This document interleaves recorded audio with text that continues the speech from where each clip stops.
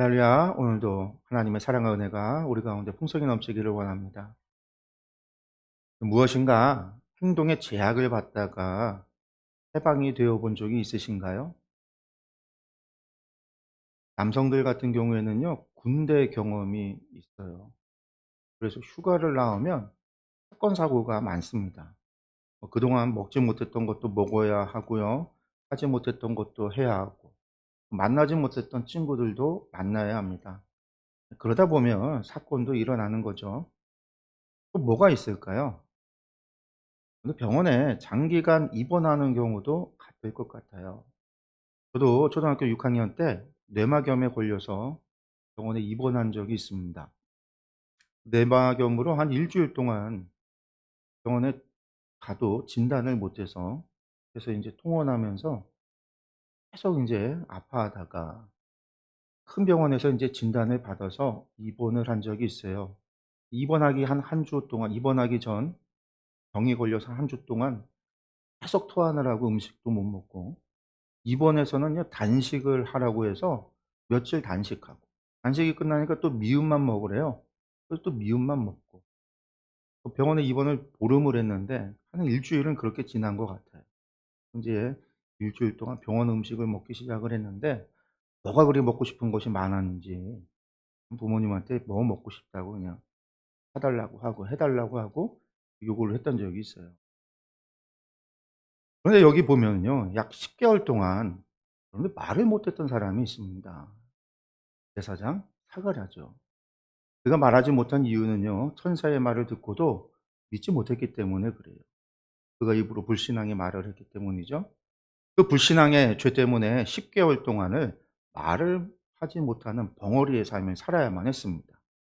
그런데 오늘날 같으면은요. 말을 하지 못해도요. 의사 표현하는데 어려움이 없어요. 종이에 글을 써도 되고요. 요즘은 이제 다 핸드폰이 있으니까 핸드폰으로 의사 표현을 다 합니다. 요즘 MZ 세대들 같은 경우는요. 커피숍에 앉아서 마주 앉아 놓고 말을 하는 게 아니라 거기서 핸드폰 들여다보고 카톡으로 대화를 한다고 그래요.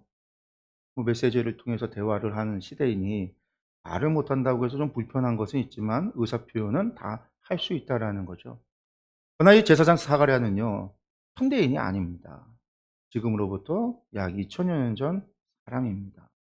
핸드폰도 없고요. 그 시대는요. 그 흔한 종이도 없고 펜도 없습니다. 그러니 의사 표현을 하는 것이요. 쉬운 일이 아니에요. 그렇게 10 개월을 보냈으니깐요. 그의 입이 열리는 순간 얼마나 많은 이야기를 쏟아낼까요? 얼마나 말을 하고 싶었겠어요. 아무리 과묵한 사람이라고 해도요. 그 순간은요. 수다쟁이가 될 것입니다. 예전에 달마의 논리인가요? 그런 영화가 한 편 있었어요. 조직폭력배들이 절에 도망을 간 거죠. 그래서 인제 절에 있는 스님들하고 이 조직폭력배들 가운데 서로 갈등이 있어요. 서로 다투고 싸우죠. 그러다가 인제 서로 인제 하나 되는 뭐 그런 이야기인데 그때 보면요. 중 가운데 한 명이 무언 수행을 하는 사람이 있었어요. 무언 수행이 뭐냐면 기간을 정해서 말을 하지 않는 거예요. 그 기간 동안에는요 절대 말을 해서는 안 돼요. 그걸 인제 수행한다라고 무언 수행이라고 하는데 이 사람이 인제 말이 한번 그 기간이 끝나서 말을 하기 시작하니깐요. 굉장한 수다쟁이가 돼요. 끊임없이 말을 해요. 무엇인가 행동을 제약을 받다가 해방이 되는 순간에 그는요 뭔가 행동에 있어서 폭발 같은 어떤 욕구가 분출되는 것을 볼 수 있습니다. 오늘 우리가 읽은 말씀은요. 세례 요한의 출생에 관한 글이에요. 10 개월 동안 말을 하지 못하게 되었던 원인은 사가랴가 어 천사의 말을 믿지 못해서인 거죠. 자신의 나이나 엘리사벳의 나이가 많아서 '아이를 가질 수 없다. 이제는 불가능하다.' 그러한 어 생각을 가지고 있었기 때문입니다. 아마도 아마 엘리사벳의 어 생리가 끊긴 것은 아닌가 그렇게 추측을 해볼 수 있는 거죠. 그런데 이 천사가 그 엘리사벳이 "아이를 낳을 것이다."라고 하니까 그 말을 믿지 못하는 겁니다. 그러나 천사의 말대로 정말 아이가 태어나게 되죠. 사람의 관점에서는요. 사람의 상식으로는 믿기 힘든 일입니다. 그러나 하나님께 있어서는요. 이것은 전혀 이상한 일도 아니고 믿기 힘든 일도 아닙니다. 사람들은 상식에 벗어난 일이 일어나면 기적이니 이적이니 이라고 이야기하지만 하나님께 있어서 이것은요. 결코 기적도 아니고 이족도 아닙니다. 그러므로 하나님의 말씀 앞에서 우리에게 요구되는 것은요, 믿음밖에 없어요. 이 사실을 우리가 깨달아야 하고 이 사실을 우리가 믿어야만 합니다. 오늘 우리가 이 말씀을 통해서 이 진리를 다시 한번 깨달아지고 믿어지는 은혜가 우리 가운데 있기를 원합니다. 사가랴를 통해서 그의 집안의 일을 통해서 이 세례 요한이 태어나는 그 모든 과정, 하나님의 역사하심을 통해서 이루어지는, 하나님이 말씀하시니 그것이 현실이 되더라. 이것을 우리가 깨닫고 믿는 은혜가 있기를 소원합니다. 우리 말씀을 한번 다시 한번 보겠습니다. 57절과 58절의 말씀입니다. 엘리사벳이 해산할 기한이 차서 아들을 낳으니 이웃과 친족이 주께서 그를 크게 긍휼히 여기심을 듣고 함께 즐거워하더라. 아멘. 엘리사벳이 해산할 기한이 찼습니다. 그 얘기는요, 임신 10개월이 됐다라는 얘기죠. 사가랴가 성전에서 천사에게 아들을 낳을 것이라는 이야기를 들은 지 이제 10개월이 지난 겁니다. 거의 1년이 지난 거예요. 그동안 사가랴는요, 말을 하지 못했습니다. 강제 무건수행처럼 말을 하지 못하는 상황이 됐어요. 그리고 그 이유는 그의 불신 때문에, 천사의 말을 믿지 못했기 때문에, 불신에 대한 죗값으로 징계를 받아 말을 하지 못하게 된 겁니다. 그리고 그동안 많은 일이 있었습니다. 마리아가 찾아오기도 했습니다. 그리고 그녀에게서 놀라운 이야기를 듣죠. 자신에게 찾아왔던 가브리엘이, 그 천사가 마리아에게도 찾아갔고 또한 그녀도 아들을 낳을 것이라고 전해줬다라는 거예요. 근데 더 놀라운 것은요, 이 아이는 성령님으로 잉태하는 아이라는 거죠. 처녀가 잉태하여 아들을 낳게 된다라는 이야기. 누구에게도 말 못할 일입니다. 그러한 일들을요, 사가랴는요, 옆에서 묵묵히 지켜만 보아야 했습니다. 그리고 기한이 됐어요. 이제 정말 천사 가브리엘이 이야기한 대로 아이가 태어날 때가 된 겁니다. 요즘 같으면요, 산부인과 가서 이 아이가 정말 사내 아이인지 딸인지 확인해 볼 수 있겠지만, 당시에는 그런 게 없잖아요. 나와 봐야 알죠. 천사가 분명히 아들을 준다고 했는데 정말 아들이 나올지 그때가 된 거예요. 사람들은요, 그저 이 일을 신기하게만 여겼을 겁니다. 자녀가 없는 집에 아이가 생겼으니 축하할 일이잖아요. 게다가 자세한 일은 모르지만 사가랴가 말을 하지 못하는 일이 이 아이와도 연관이 되어 있고 이 모든 일이 하나님의 역사일 것이다, 이렇게 짐작만 할 것입니다. 그럼에도 아이 없는 집에 아이가 태어나는 경사입니다. 게다가 대를 이어줄 사내 아이가 태어나요. 그러니 이것이 얼마나 축하받을 일이겠습니까? 이웃과 친족들이 모여서, 정말 사가랴의 집에 모여서 아들 태어난 것을 축하해 줍니다. 그런데 이후에 여기에서 약간의 문제가 발생을 해요. 아이의 이름을 짓는 문제가 발생을 한 거죠. 59절에서 64절의 말씀을 한번 보겠습니다.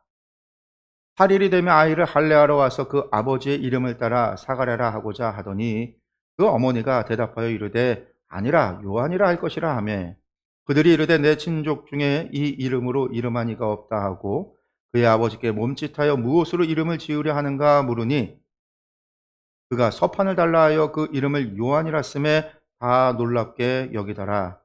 이에 그 입이 곧 열리고 혀가 풀리며 말을 하여 하나님을 찬송하니. 여기 보면은요, 8일이 돼서 아이를 할례하러 왔다라고 되어져 있어요. 근데 이제 사가랴가 제사장이잖아요. 원래 할례를 하기 위해서는 성전에 올라가서 할례를 하기도 하고 제사장이 할례를 하기도 하고, 여기 보면 이제 사가랴가 제사장이다 보니까 그 집안 사람들도 다 제사장이겠죠.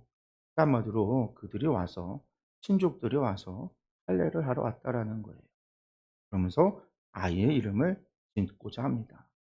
그런데 아이의 이름을 짓는 일은요, 큰일이에요. 한 사람의 인생이 걸려 있는 일입니다. 그러면 제 이름이 서로상자의 용용자입니다. 상용이에요. 그래서 상용인데 학교 다닐 적에는요, 삼용이라고 엄청 놀림을 당했어요.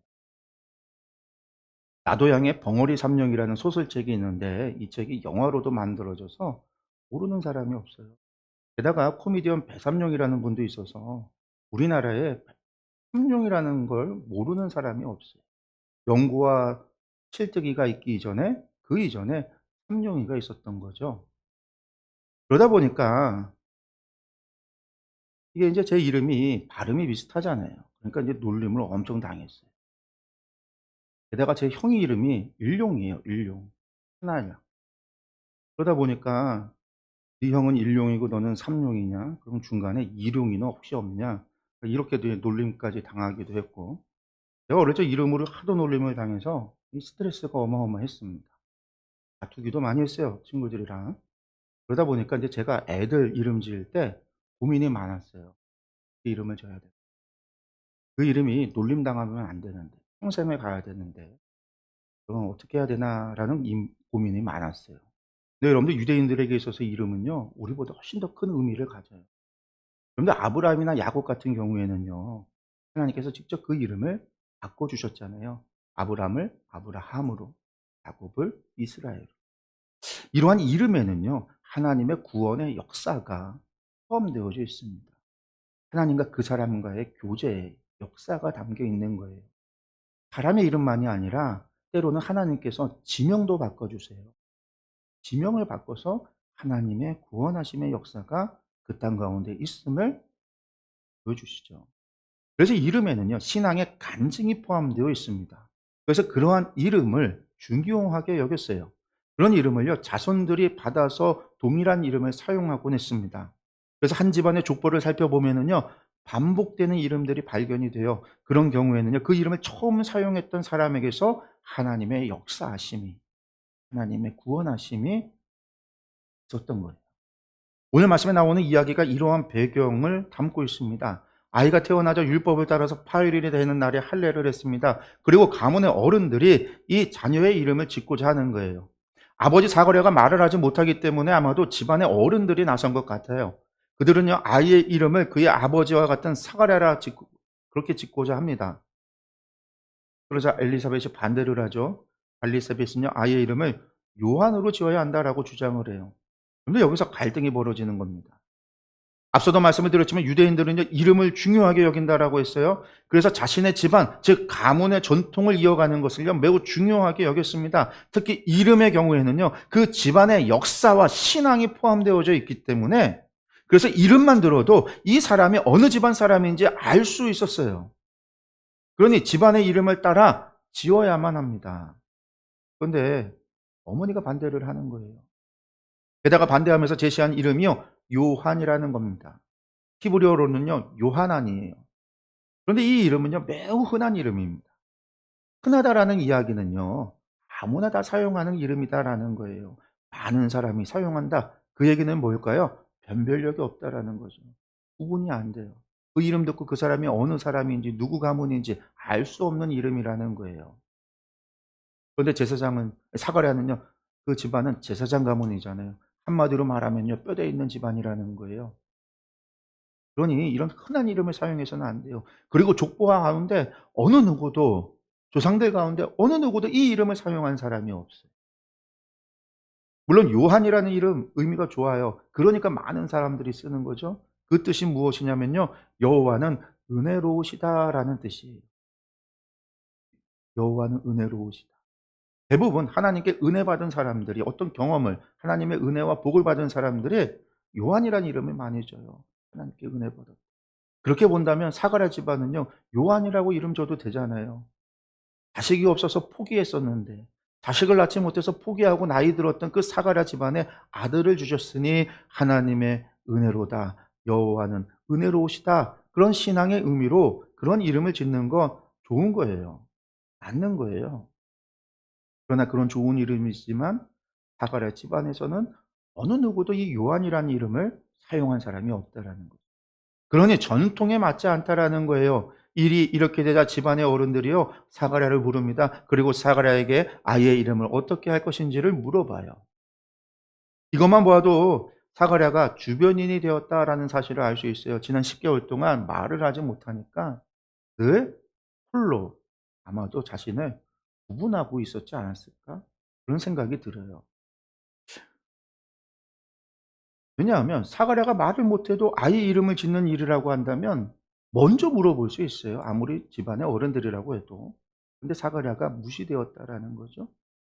사가랴가 없는 자리에서 엘리사벳과 그러니까 사가랴가 성전에 들어가서 벙어리 말을 못하고 나왔다라고 하는 것이 하나님 앞에 벌을 받았다라는 의미로, 그래서 사가랴는 부정하다, 그래서 스스로를 구별하는 그러한 10개월이지 않았을까 추측을 해보는 거죠.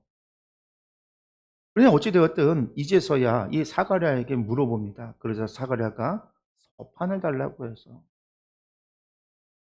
사가랴 요하난이라고 하는 이름을, 사람들이 생각하기에는요, 엘리사벳과 사가랴가 이미 아이의 이름을 정해 놓았다라고 생각해 볼 수도 있어요. 그러나 그런 단순한 일이 아니죠. 왜냐하면 사가랴가 그 서판에 아이의 이름을 요한이라고 적자 그의 입이 열리고 그 혀가 풀려서 말을 하기 시작했기 때문입니다. 근데 여러분, 그 순간 그곳에 모여있던 분들이 얼마나 놀랐을까요? 집안의 어른들이라고 하면 나이도 많았을 텐데 놀라서 안 죽은 게 다행이죠. 얼마나 놀랐겠어요. 10개월 동안 말을 하지 못해서 그 사람은 이제 벙어리가 됐다라고 여겼는데, 그런데 갑자기 입이 열리고 말을 합니다. 근데 그곳에 모였던 사람들이 정말 놀라요. 그리고 이제 이 일은요, 한 가정에 늦게 얻은 아이의 이름을 짓는 일이 아니게 된 거예요.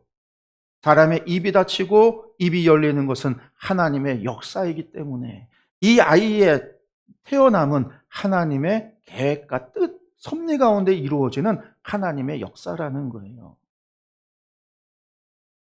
그 자리에 있었던 그 모든 이들은 사가랴가 말을 하는 것을 통해서 그것을 깨닫게 되는 거예요. 그리고 그 사가랴는요, 10개월 만에 말을 하게 됩니다. 여러분들 얼마나 말을 하고 싶었겠어요? 아까 제가 영화에서 이야기했지만 무건수행하던 그 중이 끝나자마자 수다쟁이가 돼서 끊임없이 말을 하기 시작했다고 했는데, 사가랴도 그런 상황이 되어야 되는 게 정상 아닐까요? 그런데요, 놀라운 일이 일어나요.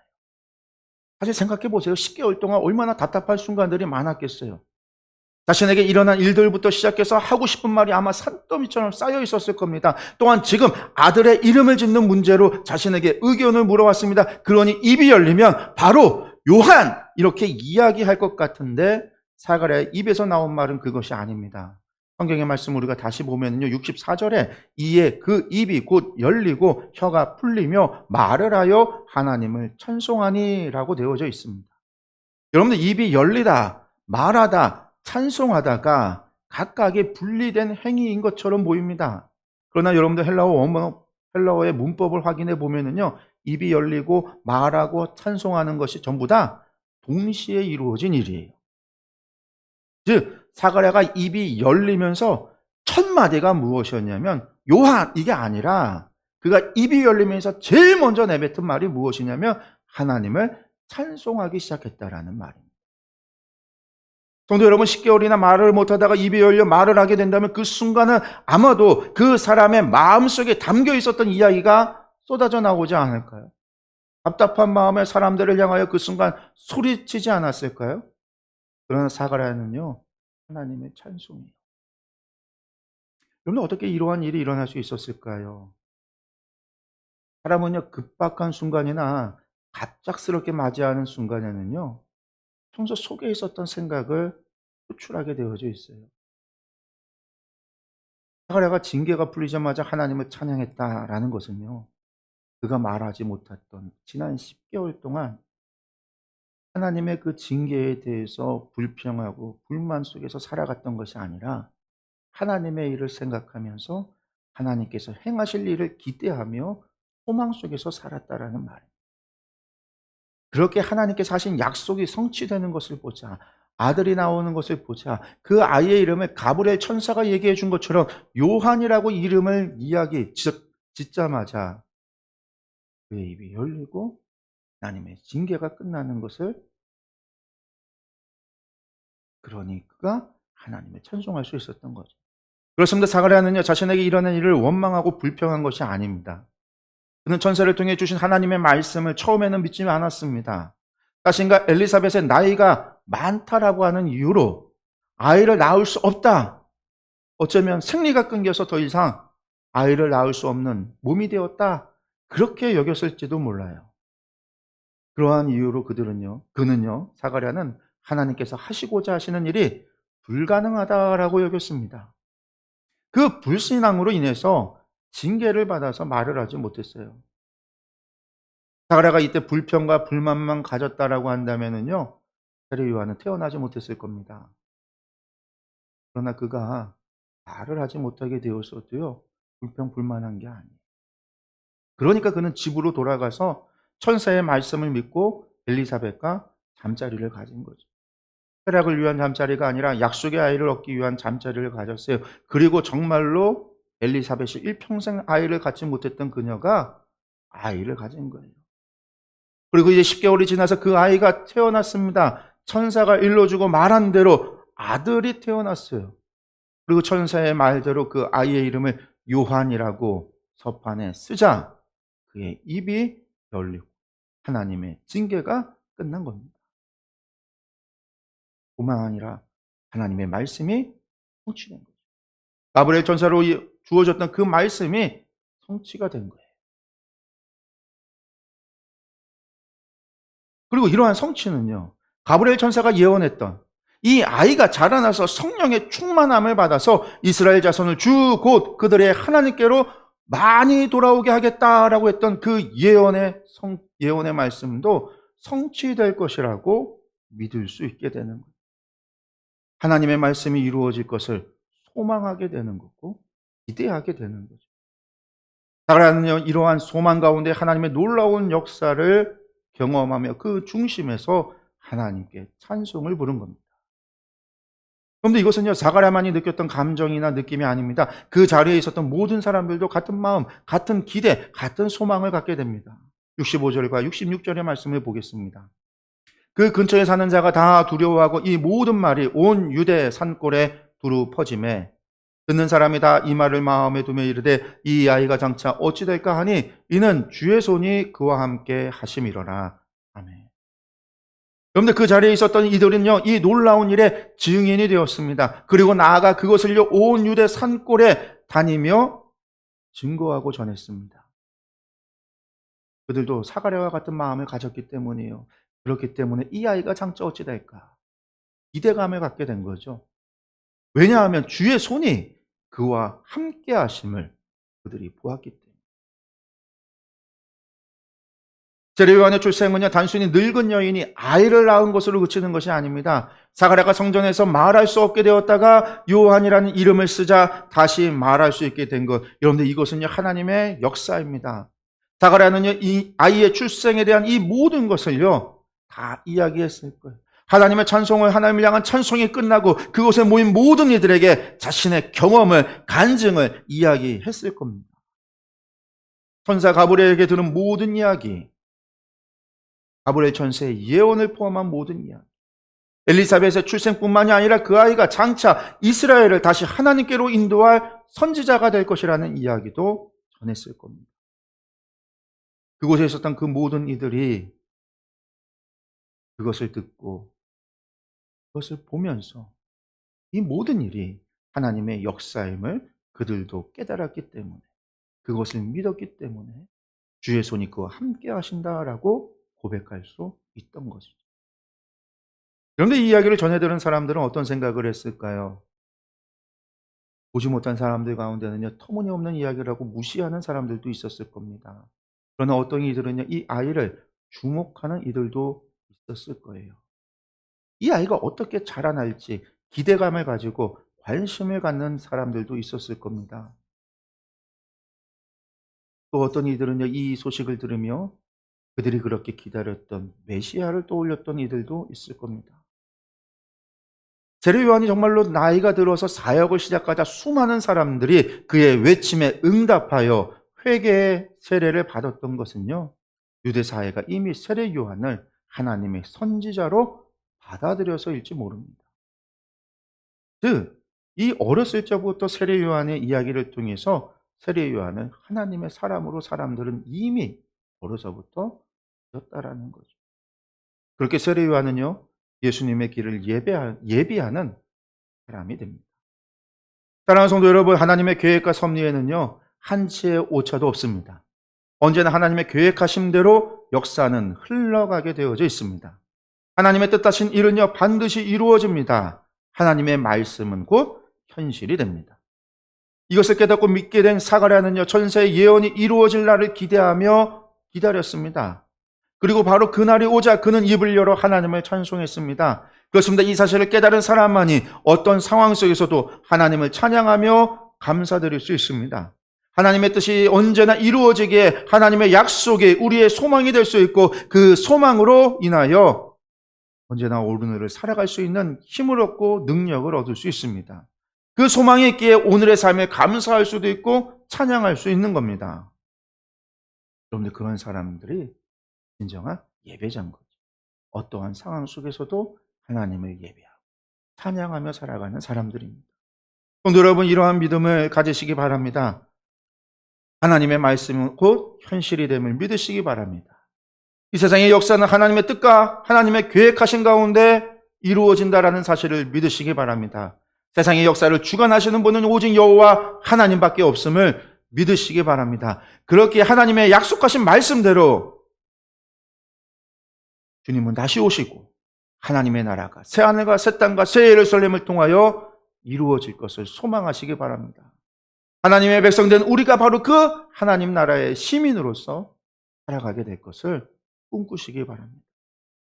그러한 믿음을 가질 때, 그래서 언제나 소망 가운데 살아갈 때 우리는 이 땅 가운데서 좌절하지도 않고 결코 쓰러지지도 않고 결코 낙오되지 않을 수 있습니다.